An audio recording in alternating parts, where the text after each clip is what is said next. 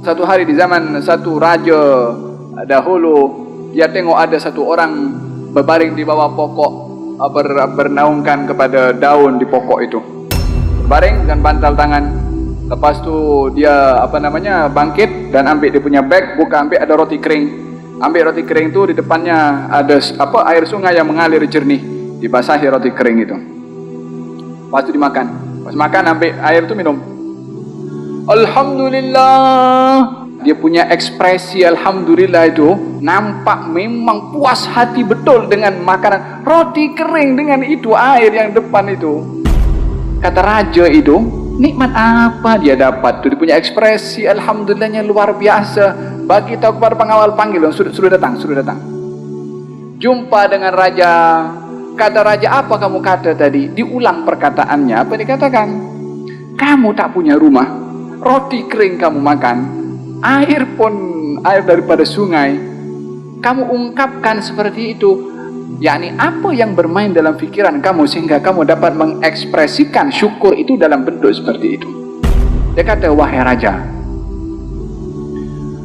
kalau tuan raja ini makan makanan dan makanan itu tak boleh masuk ke dalam sangkut di sini kecuali dengan air, dan air itu raja tak boleh dapat kecuali dengan separuh harga, separuh kerajaan yang tuan raja punya, adakah tuan raja akan beli air itu dengan separuh kerajaan tuan? Dia kata, ya, tak akan aku nak biarkan makanan sangkut di sini. Wahai tuan raja, kalau air yang sudah diminum itu tak boleh keluar kecuali dibeli dengan separuh lagi kerajaan kekayaan tuan raja, adakah tuan raja akan beli? Dia kata, ya, siapa yang nak tahan sakit tak boleh buang air kecil. Kata orang itu, kalau begitu kekayaan tuan raja nak dibandingkan dengan segelas air dan nikmat buang air belum memadai. Saya dapat itu naungan free, dapat air free, dapat roti. Bukankah itu adalah sebesar-besar nikmat yang Allah bagi? Yang di istana tak merasakan nikmat yang hanya makan, yang tidur di bawah pokok itu. Laisal ghina, bukan kekayaan itu bikathratil arad, dengan banyaknya kita punya kaya, harta yang disimpan. La, bukan itu. Walakin al-ghina, orang yang kaya adalah ghina nafas, hatinya kaya. Dengan yang ada cukup makan hari ini, alhamdulillah. Esok ada rezeki saja besok. Faham tu? Ini sifat adalah sifat dalaman, bukan sifat luaran. Kita tak boleh, ini orang kaya, dia bukan ini orang kaya. Belum tentu juga. Ada orang kaya yang dia banyak kaya harta, kaya hati. Ada orang miskin, sudahlah miskin harta, miskin hati. Faham dong? Ini sifat dalaman, tak boleh diukur dengan zahir. Kalau salah seorang anak murid, dia belajar kepada seorang gurunya yang miskin, tak punya harta. Hari-hari gurunya kalau nak pergi makan, pergi sungai memancing, dapat ikan, baru dimakan. Esok pergi mancing lagi, dapat ikan, makan. Hari-hari macam tu. Ya, ini rumahnya pun kecil. Satu hari gurunya ini suruh anak muridnya pergi ke bandar, pergi ke tempat abangnya untuk menyampaikan satu hajat. Maka anak murid pergi ke bandar, pergi bagi address alamat rumah abangnya. Didapati rumah abangnya besar, banglo lah kalau bahasa sini. Pergi jumpa dengan abangnya, dah disampaikan hajatnya. Kemudian anak murid itu beritahu, wahai tuan, saya diperintah oleh guru saya untuk memohon kepada tuan menasihati guru saya.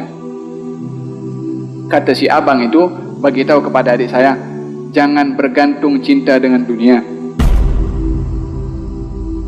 Kata anak muridnya, tak silapkah dia bagi nasihat? Bukankah nasihat itu untuk awak? Tapi dia tak cakap pasal hormat kepada, sebab yang kaya rumahnya besar, bukan kereta lah, walhasil kekayaannya pun luar biasa. Adiknya yang kat kampung itu kalau nak makan pergi sungai memancing, dapat ikan itu dimakan. Balik kampung dengan geram, jumpa kepada gurunya, dibagi tahu pesanannya, gurunya pun menangis. Allah lagi pelik.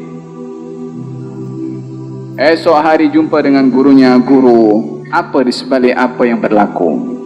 Kata gurunya, wahai anak muridku, abangku tak cinta dunia. Dunia cintakan kepada dia sehingga mengejar kepada dia. Harta abangku kalau dalam sekelip mata itu lenyap daripada miliknya, tak berubah kekayaan hatinya dengan Allah. Tapi aku setiap hari berfikir tergantung kepada esok kalau nak pancing dapat ikan atau tidak. Masih bergantung, masih dia tertanya-tanya. Idzan ukuran kekayaan itu adalah di dalam sini. Laisal ghina, bukan kekayaan yang sebenar. Bikathratil mal atau bikathratil arad, dengan banyaknya harta yang disimpan. La, bukan itu. Tapi ghina adalah kekayaan di dalam hati. Wallahu a'lam.